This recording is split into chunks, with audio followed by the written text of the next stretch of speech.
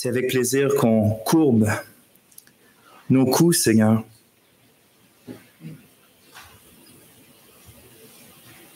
Parce que tu n'es pas un tyran. Tu es notre sauveur. Certes, tu es Seigneur et Roi, mais tu es aussi notre Rédempteur. C'est bon pour nos âmes de se rappeler qui tu es pour nous, notre berger, notre fondement, notre poursuite. Aide-nous, Seigneur, ce matin, on veut.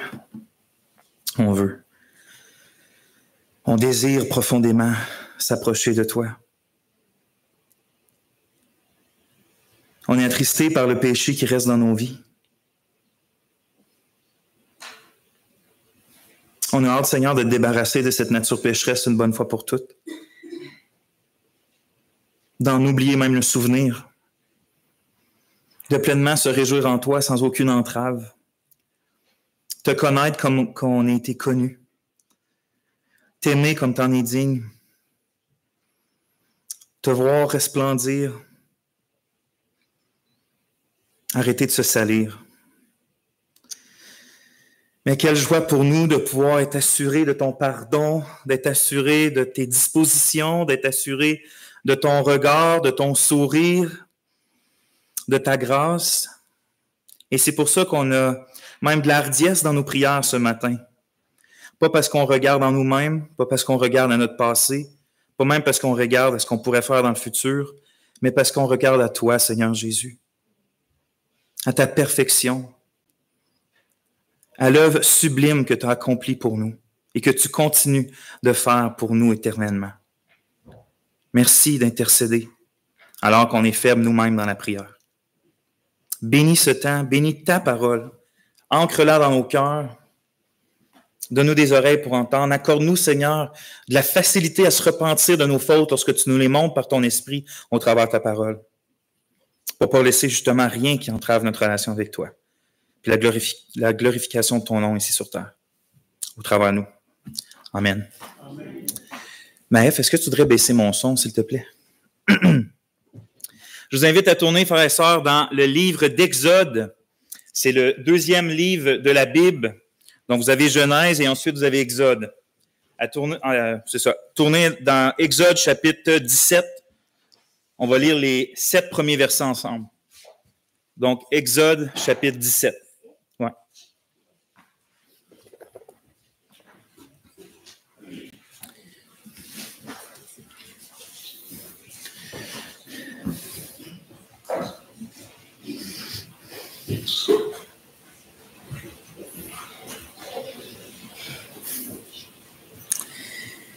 Exode 17, les versets 1 à 7, et je commence à lire la parole de notre Dieu. Toute la communauté des Israélites partit du désert de Sin selon l'ordre de l'Éternel pour leur départ. Ils campèrent à Réphidim. Il n'y avait point d'eau à boire pour le peuple. Alors le peuple entrant en contestation avec Moïse, ils dirent « Donnez-nous de l'eau à boire ». Moïse leur répondit « Pourquoi entrez-vous en contestation avec moi? Pourquoi tentez-vous l'Éternel? » Le peuple était là, pressé par la soif, et le peuple murmurait contre Moïse. Il disait « Pourquoi nous as-tu fait monter hors d'Égypte pour nous faire mourir de soif, moi, mes fils et mes troupeaux? » Moïse cria à l'Éternel en disant « Que ferai-je pour ce peuple? Encore un peu et ils me lapideront. » L'Éternel dit à Moïse, « Passe devant le peuple et prends avec toi des anciens d'Israël. Prends aussi dans ta main ton bâton avec lequel tu as frappé le Nil, et tu t'avanceras. Me voici, je me tiens là devant toi sur le rocher en Horeb. Tu frapperas le rocher, et il en sortira de l'eau, et le peuple boira. » Moïse fit ainsi aux yeux des anciens d'Israël. Il appela ce lieu du nom de Massa et Mériba, parce que les Israélites avaient contesté et parce qu'ils avaient tenté l'Éternel en disant « L'Éternel est-il au milieu de nous, oui ou non? » Amen. Cet épisode-là de l'épopée d'Israël se déroule suite à la sortie du peuple d'Égypte Mais avant d'arriver au mont Sinaï, où que le peuple a reçu l'alliance de la loi, et même où ils ont rencontré d'une manière absolument époustouflante, épique, le Dieu qui les avait délivrés d'Égypte. Puis, par exemple, comme ça arrive souvent, que ce soit avec les miracles de Jésus ou les autres événements extraordinaires dans la Bible, à force de les lire, à force de les connaître dans notre vie chrétienne, puis de se les répéter, on connaît les faits, on connaît les événements, mais on perd un peu comme l'espèce d'extraordinaireté, le choc qu'on devrait avoir lorsque ces événements-là se sont produits, puis devrait encore même nous émerveiller aujourd'hui. Hein. On sait que Jésus a multiplié le pain, donc on passe par-dessus, puis on le sait, on connaît le fait, puis on s'arrête au fait, mais on ne voit plus l'espèce de « OK, c'est absolument extraordinaire ce qui se passe ». Puis ici, c'est un peu ça. On connaît la sortie d'Égypte, on sait ce qui s'est passé dans le désert pour la plupart d'entre nous, mais souvenons-nous, la condition misérable dans laquelle Israël était lorsqu'il était en esclavage en Égypte. C'était absolument épouvantable ce qui se passait. Même le Pharaon avait finalement ordonné que les premiers-nés mâles des Juifs soient systématiquement tués l'un après l'autre. Donc, c'était absolument épouvantable ce qui se passait là-bas. Et c'était à ce moment-là où le peuple croulait sous le poids de l'esclavage que Dieu a décidé, dans sa grande compassion, de venir intervenir puis de sauver son peuple de cet esclavage-là et de manière puissante à part de ça. Il l'a fait par des signes, il l'a fait par des prodiges à couper le souffle. L'Éternel a libéré son peuple de l'esclavage, il l'a fait traverser à sec la mer Rouge, il a détruit les ennemis dans la mer et il les a conduits ensuite de ça dans le désert. Mais lorsqu'il les a conduits dans le désert, il ne les a pas juste conduits dans le désert puis les laissés seuls dans le désert. Bon, maintenant, je vous ai libérés, je vous ai fait traverser la mer Rouge. Maintenant, allez-y, faites votre part. C'est pas comme ça que le récit raconte les choses. En fait, même qu'on pourrait lire en Exode 13, 21, hein, donc c'est un peu avant, c'est écrit que l'Éternel allait devant eux, le jour dans une colonne de nuée pour les guider sur le chemin, et la nuit dans une colonne de feu pour les éclairer.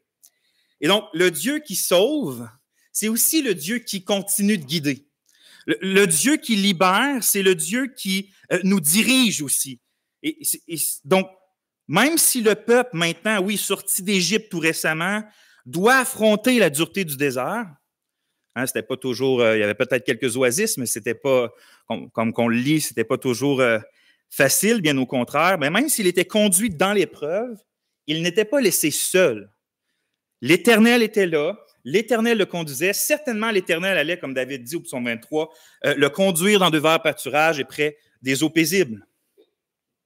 Malheureusement, puis malgré la démonstration d'amour constant que Dieu a eu, de puissance, de fidélité constante pour ce peuple-là à partir de la sortie d'Égypte, ça n'a pas été très long que le peuple a mis en doute la fidélité de son Rédempteur, la bonté de celui qui venait de le racheter, la puissance, puis la disposition favorable que ce Rédempteur pouvait avoir envers eux.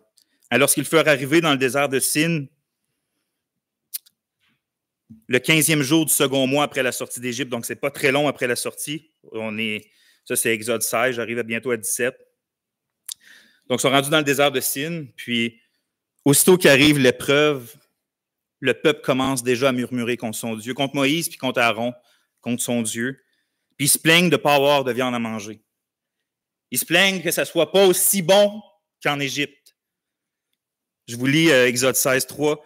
Le peuple dit que ne sommes-nous morts par la main de l'Éternel dans le pays d'Égypte quand nous étions assis près des marmites de viande, quand nous mangions du pain à satiété? Car vous nous avez fait venir dans ce désert pour faire mourir de faim toute cette assemblée. Et donc, non seulement le peuple parle comme un peuple complètement amnésique des souffrances qu'il vivait en Égypte, parce que c'était pas vrai qu'il était comme, c'était wow, on a de la viande en abondance, c'est donc ben le fun, kumbaya en Égypte, c'était pas ça, mais pas du tout. Ils oublient leur état misérable, mais en plus de ça, encore pire que juste d'oublier ce que Dieu a fait ou ta situation, comment elle était terrible, ils disent ouvertement qu'ils auraient préféré que Dieu les fasse mourir en Égypte avec les Égyptiens que d'avoir été libérés par l'Éternel pour ensuite vivre l'épreuve du désert. Ils auraient mieux aimé mourir, disent-ils, que d'être libérés puis de vivre l'épreuve. C'est peut-être comme une parenthèse avant d'arriver dans le creux du sujet d'aujourd'hui, mes frères et sœurs. Prenons garde à nos pensées lorsque on est dans l'adversité, lorsqu'on est dans la souffrance, quand on est dans l'épreuve, de peur qu'on vienne nous-mêmes à croire ou peut-être même à dire qu'il serait préférable de ne pas avoir été sauvé que de vivre maintenant l'épreuve, aussi terrible soit-elle, avec Dieu.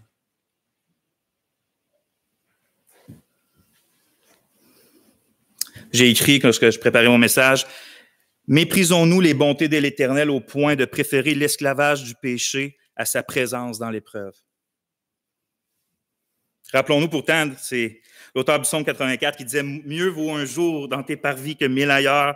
Je préfère me tenir sur le seuil de la maison de mon Dieu plutôt que d'habiter sous les tentes de la méchanceté. » Ceux qui goûtent aux bontés de l'Éternel n'aspirent jamais à revenir à l'époque aussi terresтрement bénis ils étaient, de cette époque où ils ne connaissaient et n'avaient pas goûté à la présence de leur Dieu en Jésus-Christ.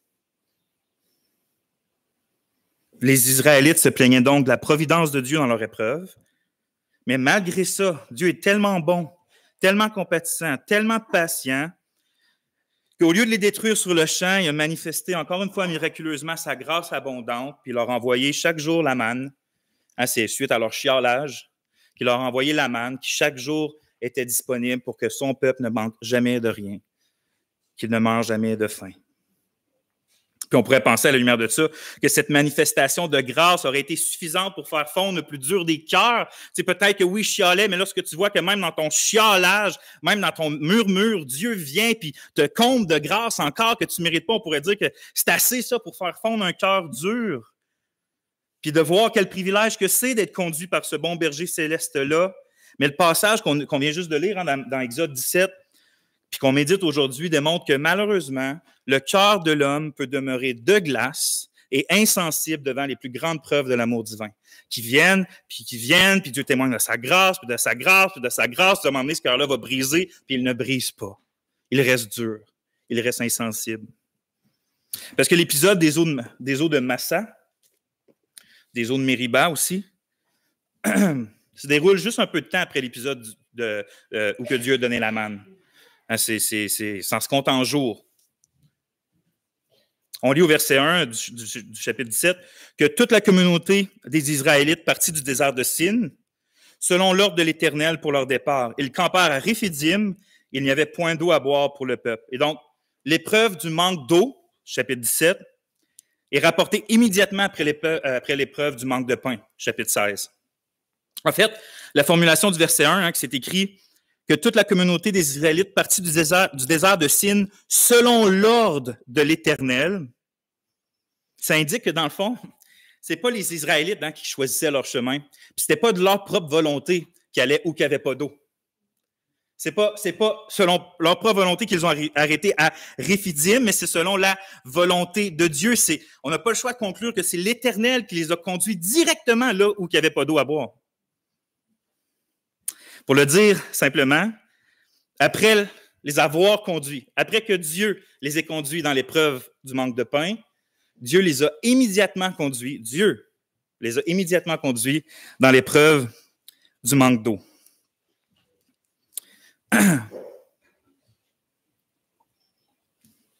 Ainsi, Israël est une fois de plus mis à l'épreuve par son Rédempteur. C'est ce qui se passe. Puis il ne faut pas en être surpris, parce que l'Éternel, le grand Dieu, le grand Sauveur, dirige souvent son peuple dans l'adversité. Et ça pour deux choses, au moins deux choses. Soit que Dieu dirige son peuple dans l'adversité afin de fortifier sa foi, ou soit que Dieu dirige les siens dans l'adversité afin d'exposer son incrédulité, puis que la personne puisse voir où qu'il en est par rapport à la foi en Dieu. Donc, pour fortifier la foi, pour exposer le manque de foi. Pierre écrit que les chrétiens sont joyeux, même s'ils, puis je cite Pierre 1 Pierre 1,7, qu'ils sont attristés pour un peu de temps par diverses épreuves, et cela parce que la mise à l'épreuve de leur foi, plus précieuse que l'or périssable, a pour résultat la louange, la gloire et l'honneur lorsque Jésus-Christ apparaîtra. Donc, Dieu éprouve notre foi dans le but de lui faire produire, pour la faire maturer, pour qu'elle soit digne de louange devant Dieu. C'est incroyable, ça. Pour qu'elle soit honorée par Christ lorsqu'il va revenir.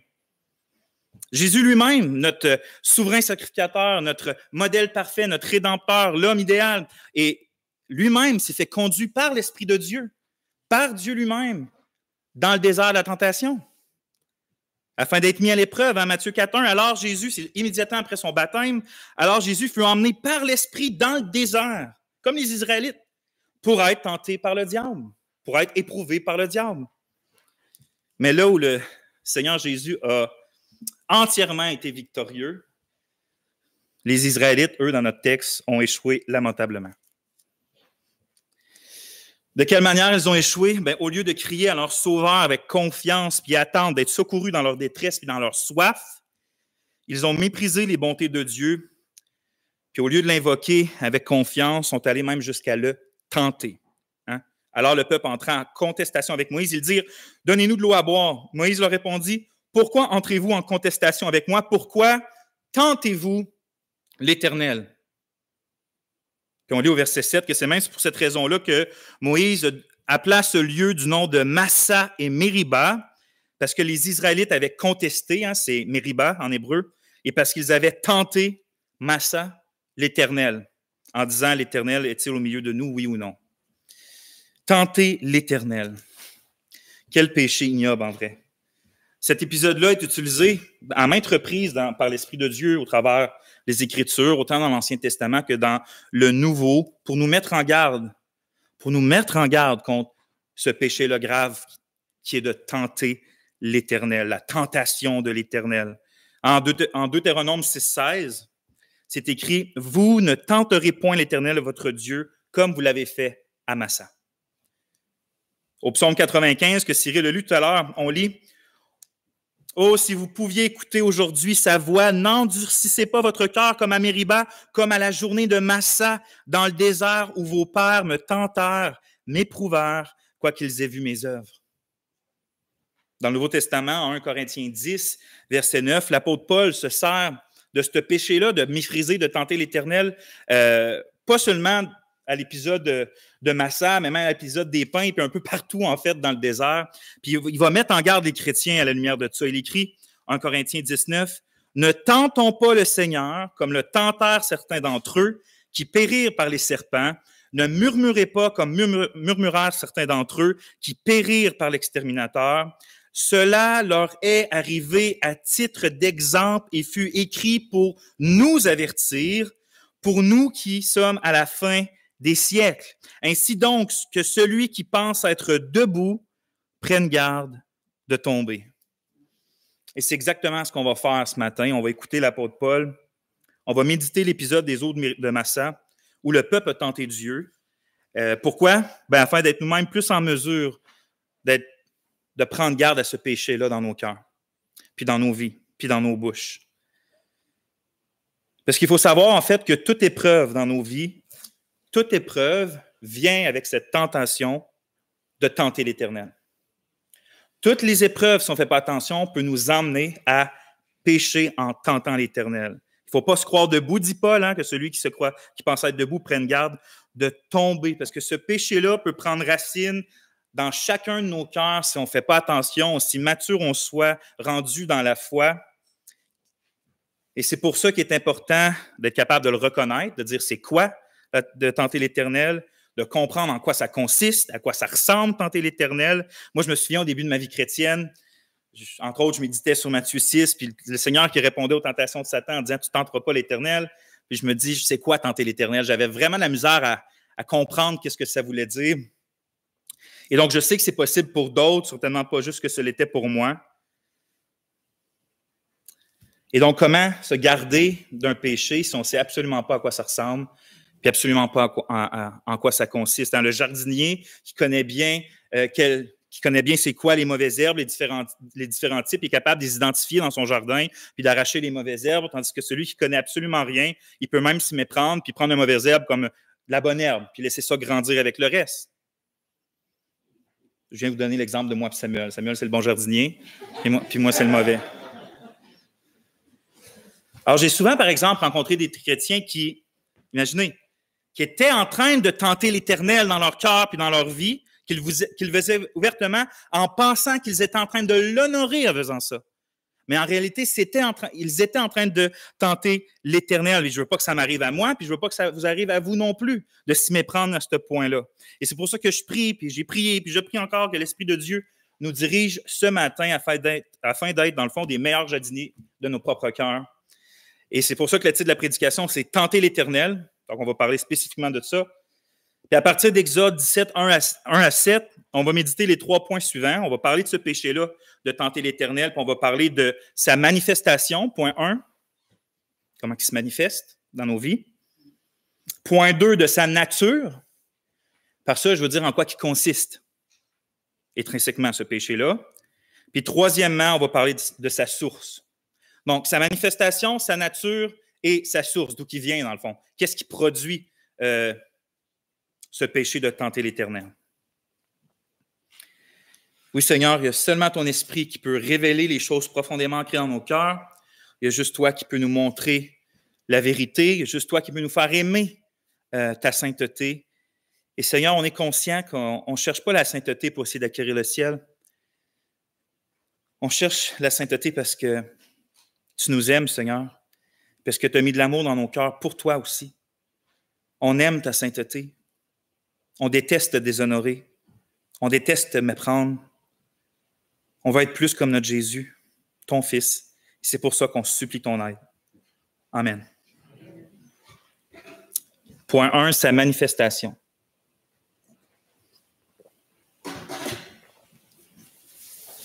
Évidemment, le plus important lorsqu'on cherche à mettre à mort un péché dans nos vies. Quand on est chrétien, on a été libéré de l'esclavage du péché.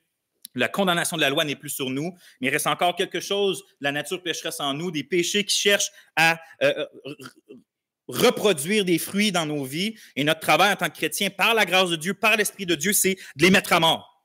C'est de les arracher aussitôt qu'ils poussent. Bien, quand on cherche à mettre à mort un péché dans notre vie, le plus important, c'est d'aller s'attaquer à sa source, à sa racine, puis pas juste de chercher à en enlever les manifestations extérieures dans nos vies. C'est Jésus qui disait en Matthieu 7 que c'est du dedans, c'est du cœur des hommes que sortent les mauvaises pensées, les adultères, les débauches, les meurtres, les vols, les cupidités, les méchancetés, la fraude, le dérèglement, le regard envieux, la calomnie, l'orgueil, la folie. Toutes ces choses mauvaises sortent du dedans et souillent l'homme. Trop souvent, on essaie de changer seulement les symptômes du péché dans nos vies, alors que l'Esprit, lui, veut changer notre cœur. Il veut constamment renouveler puis changer notre cœur.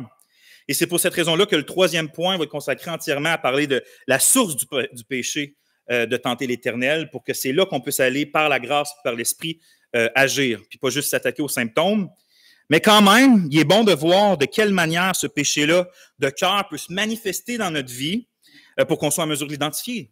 Donc, on l'identifie, on le voit, mais après ça, on devient des chirurgiens par l'Esprit, puis on va attaquer profondément. Parce que je suis sûr, ce matin, je pose la question à savoir c'est qui est en train de tenter l'Éternel dans sa vie. Il n'y a pas grand monde qui va lever sa main, pas parce qu'on se pense plus sain que les autres, mais juste parce que dans le fond, on ne sait pas trop c'est quoi tenter l'Éternel. Fait qu'on a de la misère à dire, ben oui, c'est un péché qui peut m'arriver de commettre. Parce que comme tous les autres péchés dans notre vie, en fait, des fois, c'est plus difficile à identifier qu'on peut le penser. Il y a des péchés que c'est évident. Là. Il y en a d'autres que c'est moins évident. Peut-être que celui-là, il est moins évident, justement. En tout cas, selon moi. Et donc, de quelle manière, dans notre texte, la tentation de l'Éternel, tenter l'Éternel se manifeste-t-il chez les Israélites à Massa? On lit au verset 2 et 3.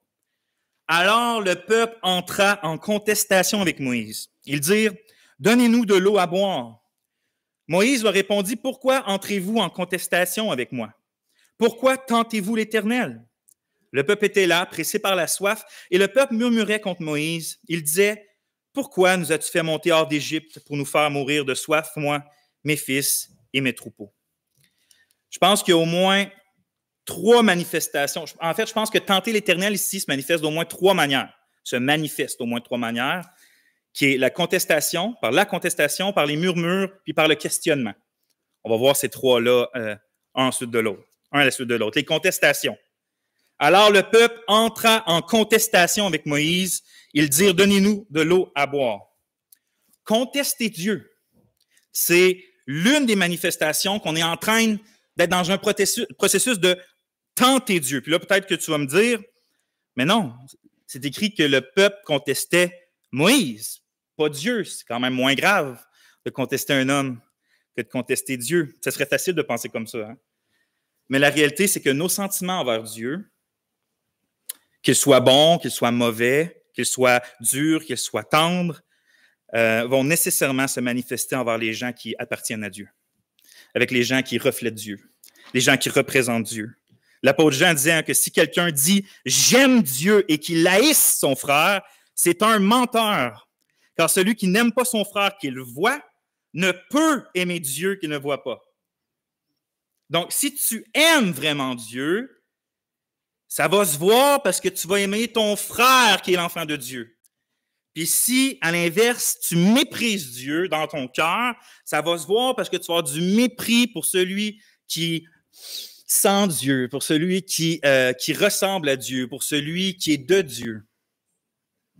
Hein, les murmures puis les contestations du peuple envers Moïse sont donc les manifestations extérieures des murmures puis des contestations qu'ils ont dans leur cœur pour Dieu. Fait que oui, Moïse, triste pour lui, c'est l'objet direct peut-être de l'objet immédiat, horizontal de leur mépris, de leur contestation, mais en réalité, derrière Moïse se trouve le Dieu de Moïse et c'est vers lui qu'ils sont dirigées les contestations du peuple. C'est ce que Moïse même disait dans l'épisode du manque de pain, lorsque Dieu donnait la manne. C'est écrit en Exode 16:8. « L'Éternel a entendu les murmures que vous avez proférés contre lui. Car que sommes-nous? Car que sommes-nous? Ce n'est pas contre nous que sont dirigés vos murmures, c'est contre l'Éternel. » C'est assez clair. Tenter l'Éternel se manifeste donc premièrement par une attitude de contestation. Qu'est-ce que ça veut dire? C'est-à-dire que tu es en train de développer dans tes pensées, peut-être même dans tes paroles, dans tes agissements, une tendance à te battre contre, c'est ça la contestation, le verbe, c'est comme se battre. Se battre contre quoi? Contre la providence et la direction du Seigneur dans ta vie. La première manifestation que tu es en train de tenter l'Éternel, c'est que tu es en train de te battre contre la providence et la direction de Dieu dans ta vie. Alijad, elle a une de ses cousines qui vient souvent à la maison, puis presque systématiquement, lorsque c'est le moment de partir de la maison avec son père, c'est une grosse crise. C'est un combat à chaque fois entre lui, elle, puis son père, entre sa propre volonté, puis la volonté de son père. Elle va crier, elle va se sauver, elle va se débattre lorsqu'elle s'est temps de s'habiller. C'est ça presque à chaque fois. Et c'est à ça que ça ressemble, la contestation envers Dieu dans nos vies. Hein, Dieu, dans sa bonne providence, ici, dans notre texte, a conduit les Israélites dans une épreuve difficile. On ne peut pas le nier, ça. Mais le peuple conteste Dieu parce que le peuple n'accepte pas que ça soit ça, la volonté de Dieu pour leur vie dans ce moment-là. Dans le fond, Dieu veut éprouver leur foi, mais eux n'acceptent pas cette épreuve-là. Dieu veut leur montrer qu'il est plus fiable et plus sûr et plus satisfaisant que l'eau terrestre, mais eux disent « Donnez-nous de l'eau à boire ». Et donc, ils sont en train de contester la providence et la volonté de Dieu dans leur vie. Le peuple, ils réagissent comme un enfant qui se débat, qui fait une crise, parce qu'ils n'acceptent pas la situation dans laquelle Dieu les a placés dans sa souveraineté. Ils sont dans la contestation contre Dieu. Est-ce qu'on se reconnaît dans ça? Deuxièmement, le péché de tenter Dieu se manifeste aussi par les murmures. 1, contestation. 2, les murmures. C'est écrit, le peuple était là, pressé par la soif, et le peuple murmurait contre Moïse. C'est quoi, dans le fond, murmurer? Ben, je pense qu'on peut dire que c'est comme contester à voix basse. C'est un peu ça, murmurer. Hein? C'est comme de parler dans le dos. Murmurer, c'est de dire, exemple, à un autre chrétien, ça n'a vraiment pas de bon sens que Dieu permette ça. Ça n'a vraiment pas de bon sens ce que Dieu permet. C'est de sous-entendre, quand on parle ou quand dans nos pensées, que dans le fond, c'est de sous-entendre des mauvaises intentions dans ce que Dieu permet ou dans ce que Dieu fait. C'est comme si le peuple disait, ici, là, c'est pas possible que Dieu nous veuille vraiment du bien en permettant ça dans nos vies, en nous emmenant dans cette circonstance-là. Au Québec, on dirait que dans le fond, murmurer, c'est de chialer, hein, c'est de s'apitoyer sur son sort en se plaignant puis en agissant comme si on était toujours une victime dans la circonstance. Comme si on était toujours des beaux petits misérables, donc on mériterait donc bien plus que ça, puis c'est donc bien plat, puis on chiale. Mais contre Dieu. Puis c'est ça que le peuple faisait ici. Contestait, peut-être ouvertement, murmurait, une contestation en voix basse. Et troisièmement, le péché de tenter l'Éternel se manifestait par le questionnement. Il disait, c'est écrit, « Pourquoi nous as-tu fait monter hors d'Égypte? » Pourquoi? Pour nous faire mourir de soif, moi, mes fils et mes troupeaux. Là, évidemment, j'espère que tu me comprends, tout questionnement du cœur envers Dieu, ce n'est pas un péché. Combien de fois les pieuses femmes et les pieux hommes de Dieu dans la Bible ont crié dans la douleur de leur cœur, « Jusqu'à quand, ô Éternel? » Hein, c'est une question, ça. Jusqu'à quand? Jusqu'à quand je vais devoir endurer ça? Notre Seigneur Jésus, tu n'as pas crié sur la croix, « Mon Père, pourquoi m'as-tu abandonné? » Hein, dans la douleur de son âme alors qu'il portait nos péchés, l'ardente colère de Dieu que nous, on méritait. Il s'est crié, il a posé une question. Il est donc évident que poser une question à Dieu, même lorsque c'est une question qui vient de la douleur de notre cœur, de notre incompréhension, c'est pas mal en soi, ça. Il y a une sainte plainte, une plainte qui est faite par la foi. Mais c'est pas ce que les Israélites faisaient ici. Le peuple, il cherchait pas à être réconforté, il cherchait pas à être éclairé sur une situation qui persistait, puis qui trouvait difficile, puis qui comprenait pas. Il cherchait pas à être fortifié par Dieu dans ça, puis dire, je comprends pas, révèle-moi, dis-moi, parle-moi. C'est pas l'attitude de cœur qu'ils ont. Au contraire, leur questionnement, lorsque tu le lis, c'est même une attaque à Dieu. C'est pourquoi tu nous as amenés ici pour nous faire mourir ici? Hein, pourquoi tu nous as fait monter d'Égypte pour nous faire mourir de soif, moi, mes fils et mes troupeaux? Autrement dit, ils demandent à Dieu pourquoi Dieu leur veut du mal. Pourquoi tu nous veux du mal? Il donne les mauvaises intentions à Dieu, il pointe Dieu du doigt, il place Dieu comme juge, puis il pointe du doigt, puis pourquoi tu agis comme ça envers nous? Pourquoi tu me prives de l'époux que j'ai besoin? Pourquoi tu nous as fait monter hors d'Égypte? Pourquoi tu me donnes pas le travail que je veux? Pourquoi tu m'aimes pas? Pourquoi tu me guéris pas? Pourquoi tu m'as apporté ici? Pourquoi tu permets ça? Pourquoi ce type de pourquoi-là, avec ces sentiments-là qui pointent Dieu du doigt, c'est pas le questionnement humble de la foi. C'est le questionnement orgueilleux de la contestation contre l'Éternel. Et ça, c'est l'une des manifestations qu'on est en train de tenter l'Éternel. En résumé, notre passage démontre que le péché de tenter l'Éternel peut se manifester au moins de 3 manières dans notre cœur et dans notre vie. Et ces 3 manières-là, c'est par une attitude de contestation rebelle, par des murmures amers, puis par des questionnements incrédules. Contestation rebelle, murmure amer, questionnement incrédule. Te reconnais-tu dans ça?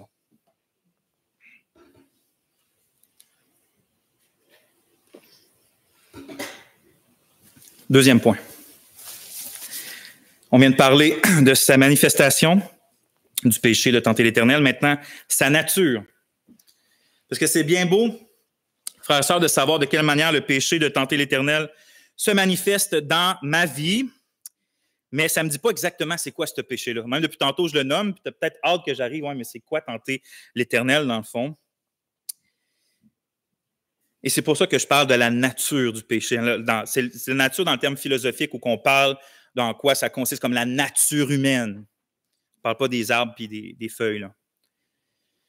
Donc, c'est quoi exactement ce péché-là? Parce que d'autres péchés, c'est plus facile. On sait que mentir, ça consiste à dire des mensonges. Que de voler, ça consiste à voler. Mais tenter l'Éternel consiste à tenter l'Éternel. Qu'est-ce que ça veut dire? Pardon? On va voir ça tantôt, mon frère. C'est une bonne réponse, je pense. En tant que chrétien, justement, on est habitué, hein, quand on pense, moi je pensais à ça, tenter l'Éternel. Notre jargon chrétien, puis même dans la Bible, pour nous, c'est plus la tentation comme au mal. C'est de séduire pour que quelqu'un fasse. Quand tu tentes quelqu'un, c'est en train de le séduire pour l'emmener à faire le mal. C'est comme ça souvent, même dans la Bible, c'est utilisé. Mais est-ce que c'est vraiment ce que Moïse est en train de dire qu'on peut faire à Dieu? Est-ce que Dieu était ici aux eaux de Massa? Est-ce qu'il était tenté, le peuple tentait Dieu à mal agir, tentait Dieu à pécher? Évidemment, la réponse est non à ça. Jacques nous dit très clairement dans la Bible, Jacques 1,13, que Dieu ne peut être tenté par le mal et il ne tente lui-même personne. Ça, c'est clair. Dieu ne peut être tenté par le mal. Donc, certainement, personne ne peut tenter Dieu dans le sens de le séduire. Donc, qu'est-ce que ça veut dire, tenter l'Éternel? Il faut savoir que dans la Bible, autant le terme hébreu que le terme grec, c'est le même mot qui est utilisé pour parler de concepts qui se rejoignent, mais de concepts différents, dont d'un côté, la tentation, comme je viens de dire, séduire au mal, mais de l'autre côté, plus le sens d'éprouver, de mettre à l'épreuve. Puis c'est le contexte qui va dire quel sens, si c'est davantage le sens d'être tenté au mal ou si c'est davantage le sens d'être mis à l'épreuve. Or, c'est clair que dans notre passage d'Exode 17, il est évident que c'est le deuxième sens parce qu'on vient de voir que l'Éternel ne peut pas être tenté au mal. Donc, nécessairement, c'est le sens d'être mis à l'épreuve, d'être éprouvé, d'éprouver Dieu, de mettre à l'épreuve Dieu. Et c'est ce que le Saint-Esprit dit aussi au psaume 95, qu'on a encore lu tantôt, mais je le relis. « N'endurcissez pas vos cœurs comme à Mériba, comme à la journée de Massa dans le désert, où vos pères me tentèrent, m'éprouvèrent, quoiqu'ils aient vu mes œuvres. » Vous voyez le lien? Ils me tentèrent, il rajoute « m'éprouvèrent ». Donc, tenter Dieu, c'est d'éprouver Dieu. D'accord, mais là, on avance un peu, mais qu'est-ce que ça veut dire d'éprouver Dieu? Écoutez ce que Moïse dit au verset 7 de notre passage. Il appela ce lieu du nom de Massa et Mériba parce que les Israélites avaient contesté et parce qu'ils avaient tenté l'Éternel en disant « L'Éternel est-il au milieu de nous, oui ou non? » De quelle manière ils ont tenté Dieu, éprouvé Dieu en disant « L'Éternel est-il au milieu de nous, oui ou non? » Vois-tu, le peuple met Dieu à l'épreuve en lui disant de prouver qu'il est vraiment au milieu d'eux en lui donnant l'eau qu'eux demandent. Autrement dit, puis écoute bien ça parce que c'est absolument important, autrement dit, le peuple exige de Dieu qu'il lui prouve sa présence gracieuse en les retirant de l'épreuve. Je répète, le peuple est en train d'exiger de Dieu qu'il prouve qu'il est présent, qu'il prouve qu'il est gracieux en les sortant de l'épreuve. Si tu es vraiment là, tu vas me sortir de l'épreuve. Si tu m'aimes vraiment, tu vas me guérir. Si tu es vraiment bon, tu ne vas pas permettre que ce drame-là arrive dans ma vie. Si tu existes vraiment, tu vas me le montrer de telle manière. Voyez-vous, frères et sœurs, tenter Dieu, c'est de l'apporter à la barre de la cour, puis de lui demander de prouver la véracité de ses paroles, mais selon nos standards, selon nos exigences, selon nos pensées. Tenter Dieu, c'est d'essayer de le manipuler, comme notre frère a dit. C'est comme d'essayer d'y tordre le bras en y envoyant des ultimatums du genre, si tu changes pas la circonstance, c'est que tu m'aimes pas ou c'est la preuve que tu n'existes pas. Hein, c'est des ultimatums. Tu fais ci ou c'est ça. Tu fais pas ça ou c'est ça. Autrement, tenter Dieu, c'est d'essayer d'y forcer la main. C'est exactement ce que Satan a essayé de faire avec notre Seigneur Jésus. Matthieu 4, 5, 7. Le diable, le transportant dans la ville sainte, le plaça sur le haut du temple et lui dit, « Si tu es le Fils de Dieu, jette-toi en bas, car il est écrit, il donnera des ordres à ses anges,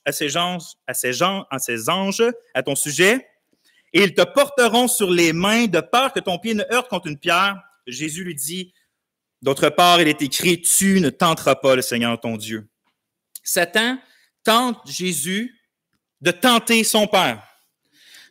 Il lui dit que s'il est vraiment le Fils bien-aimé de Dieu, comme il le disait, comme il le prétendait, mais il a juste à le prouver en se jetant en bas du temple.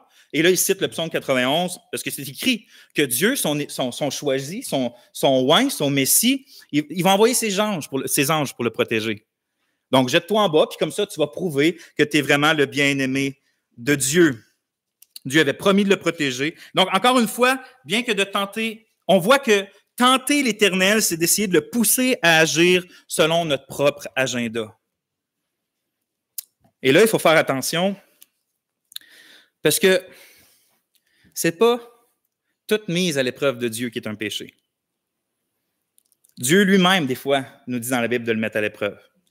Un exemple qui m'est venu en tête dans la préparation, c'est Malachie 3.10, et je lis, c'est Dieu qui parle. « Apportez à la maison, c'est-à-dire au temple, apportez à la maison du trésor toute la dîme, afin qu'il y ait des provisions dans ma maison. Mettez-moi de la sorte à l'épreuve, dit l'Éternel des armées, et vous verrez si je n'ouvre pas pour vous les écluses du ciel, et si je ne déverse pas pour vous la bénédiction au-delà de toute mesure. » Dans le contexte, Dieu reproche au peuple que le peuple n'apportait pas selon ses ordonnances la dîme au temple. Gardez ça pour eux autres. Hein. Le peuple, que ce soit par peur, que ce soit par égoïsme, peu importe, ils préféraient garder l'entièreté de leurs provisions pour eux-mêmes, puis pas de les apporter au temple selon la loi de Dieu. Or, Dieu leur dit de le mettre à l'épreuve, c'est-à-dire qu'il lui dit quoi? Il lui dit ça en quelque sorte. Obéissez-moi, comme je vous le dis, apportez les offrandes qui sont prescrites, puis vous allez voir si je donne ou non les bénédictions que j'ai promises quand vous allez le faire. Ah, mettez-moi comme ça à l'épreuve et vous allez voir si je respecte ma parole ou non. Voyez-vous, c'est pas de tenter l'Éternel, d'attendre avec patience et obéissance ce que Dieu a promis. Ça, c'est pas de tenter l'Éternel. Cependant, d'exiger de Dieu qu'il se manifeste ou qu'il se prouve ses dires sur des choses qu'il n'a pas dites ou des choses qu'il a déjà promises dans le sens que, je ne vais pas le dire tout de suite parce que j'ai des exemples qui s'en viennent, mais comme j'ai dit, d'attendre patiemment avec obéissance Dieu puis de dire, tu as promis ça, moi je m'y attends puis je t'obéis puis je m'attends à ce que tu accomplisses ta promesse. C'est pas tenter l'Éternel, c'est pas de le mettre à l'épreuve avec un mauvais cœur, mais de dire, si tu m'aimes vraiment, puis si tu es vraiment là, tu vas faire ça. Ça, c'est de mettre l'Éternel à l'épreuve d'une manière mauvaise. Ah, mais de dire, par exemple, tu as promis, Père, que si je cherchais premièrement le royaume, ton royaume et ta justice, que je n'avais pas à m'inquiéter de ce que j'allais manger, que je n'avais pas à m'inquiéter de ce que j'allais d'être vêtu, parce que toi, tu vas prendre soin de ces choses-là. Et donc, oui, Dieu, je fais ça, je te consacre entièrement ma vie, ça va être toi en premier, puis je ne vais pas m'inquiéter de ces choses-là. Sois fidèle, Dieu, selon ta promesse. Ce n'est pas tenter l'Éternel, ça. Mais d'exiger de Dieu quoi que ce soit, c'est de le tenter. De s'attendre fermement à ce que Dieu accomplisse ce qu'elle a promis, ça ne s'appelle pas tenter l'Éternel, ça s'appelle simplement la foi en son nom. Alors, mon frère, ma sœur, est-ce que ça t'arrive de tenter l'Éternel ouvertement ou dans le secret de ton cœur? Est-ce que ça t'arrive de te dire que si Dieu t'aimait vraiment ou s'il était vraiment avec toi, il ferait telle ou telle chose dans ta vie? Est-ce que ça t'arrive de penser que si Dieu existait vraiment, il n'aurait pas permis ça dans ta vie ou il aurait permis ça dans ta vie? Est-ce que ça t'arrive de croire que si Dieu voulait vraiment t'aider, il te libérait instantanément de la tentation qui t'assaille? Est-ce que ça t'arrive d'exiger à Dieu qu'il te réponde ou qu'il agisse selon ta propre parole ou ta propre pensée? Est-ce que c'est des choses qui t'arrivent? Parce que moi, je crois que si on ne garde pas nos cœurs, on est tous à risque d'en venir à avoir des pensées criminelles comme ça envers Dieu, comme si Dieu devrait nous prouver à nous quoi que ce soit, lui qui est infiniment fidèle, ou encore comme s'il n'aurait pas déjà assez fait. Comme s'il n'aurait pas déjà assez fait pour être entièrement digne de notre pleine confiance. Dans le fond, là, c'est ça le péché de tenter l'Éternel. Ça vient d'où? C'est le fruit de l'incrédulité en Dieu. Puis ça, en fait, ça nous conduit au troisième point du message aujourd'hui, qui est la source. C'est quoi la source? C'est l'incrédulité. Troisième point, la source. Parce que lorsque tu tentes l'Éternel dans ton cœur, c'est simplement parce que ton cœur est incrédule. C'est ce que le récit des eaux de Massa nous démontre. Parce qu'en tentant Dieu puis en disant « L'Éternel est-il au milieu de nous, oui ou non ?» le peuple faisait ouvertement la manifestation, manifestait ouvertement leur incrédulité. Dieu est-tu vraiment là? Dieu nous veut-il vraiment du bien? Puis pourtant, combien de fois Dieu venait de leur démontrer de manière extraordinaire, de manière incomparable, de manière indéniable, l'amour qu'il avait pour son peuple et sa présence au milieu d'eux. Ne venait-il pas de les libérer d'Égypte? Ne venait-il pas de séparer la mer Rouge pour les laisser passer puis la refermer sur leur ennemi? Est-ce qu'il ne venait pas de faire tomber la manne miraculeuse dans le désert pour répondre à leurs besoins? Est-ce que quotidiennement, il n'apparaissait pas dans cette colonne de fumée, dans cette colonne de feu pour les éclairer puis pour les conduire? Quotidiennement, ils avaient les témoignages de la bonté, de la sagesse, de la fidélité, puis de l'existence de Dieu au milieu d'eux. Et pourtant, aussitôt qu'une autre épreuve s'est pointée le bout du nez, ils ont agi comme si Dieu n'avait rien fait auparavant et qu'il était obligé encore de leur prouver qu'il était au milieu d'eux. De leur prouver qu'il les aimait vraiment. On sait que tu as fait ça. Oui, tu nous as donné la manne, mais si tu es vraiment là, tu vas aussi nous donner de l'eau en ce moment. Le puritain Matthew Henry commente dans le fond, il y a trois choses. Il s'interroge sur sa présence essentielle, à savoir qu'il y a un Dieu ou non, sur sa providence commune, à savoir si Dieu gouverne le monde ou non, et sur sa promesse spéciale, à savoir s'il tiendrait sa parole envers eux. C'est ce qu'on appelle tenter Dieu, ce qui signifie non seulement une méfiance à l'égard de Dieu en général, mais aussi une méfiance à son égard après avoir reçu de telles preuves de sa puissance et de sa bonté. Quelle ingratitude, quelle incrédulité, malgré les œuvres puissantes que Dieu a faites pour eux par pure grâce, le peuple faisait tout simplement pas encore confiance au Seigneur. C'était pas assez encore.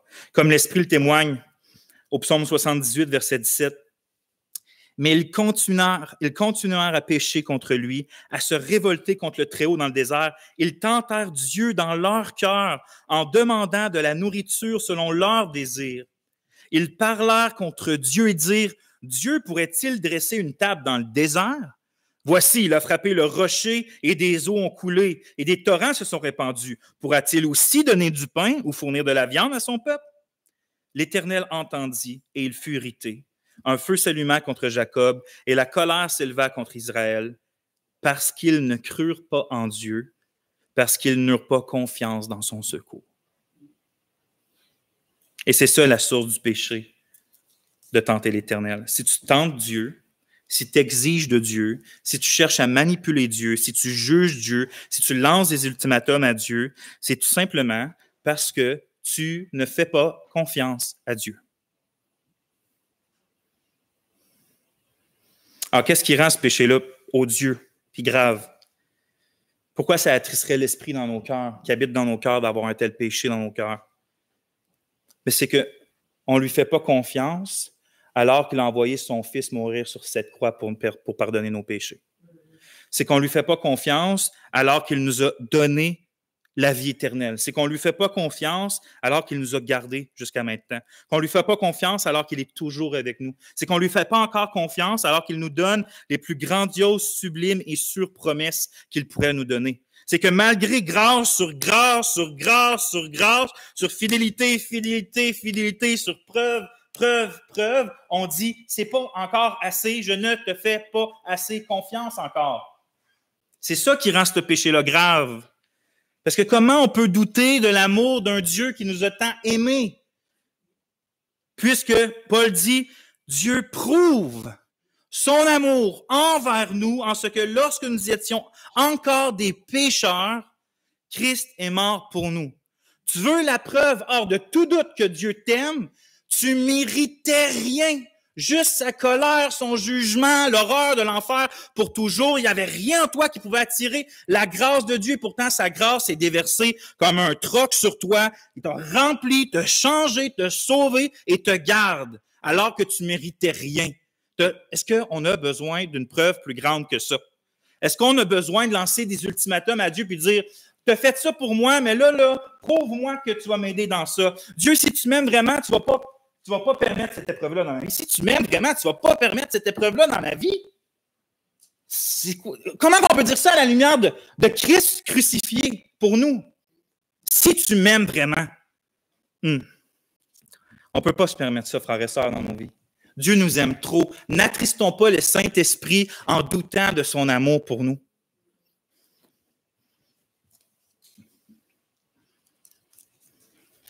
Ne laissons pas nos cœurs s'endurcir, frères et sœurs. Ne laissons pas l'incrédulité s'enraciner dans nos cœurs. Et pour faire ça, il faut méditer toujours la fidélité de Dieu, la grandeur de Dieu, la puissance de Dieu, la bonté de Dieu pour nous tous qui l'a sauvé.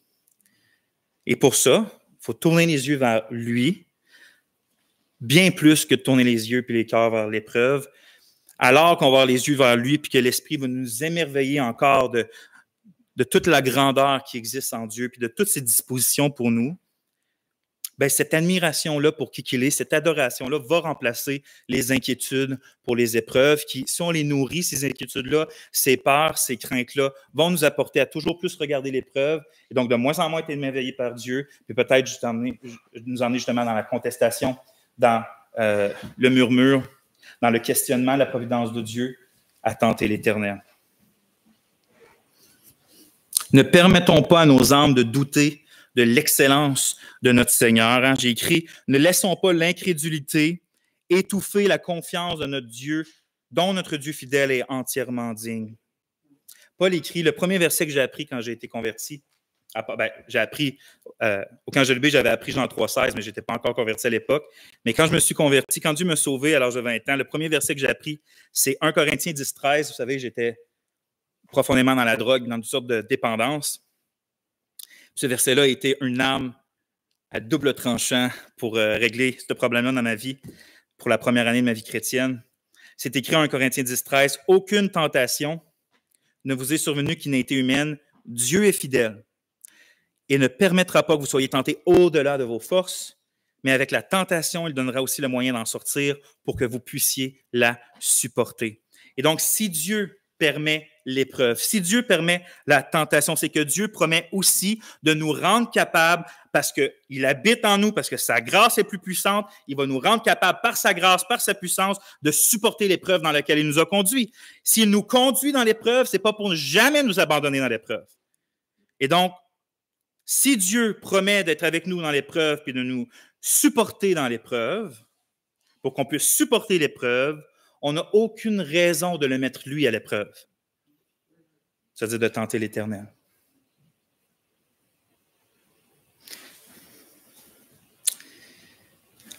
À lui toute la gloire. On va prier.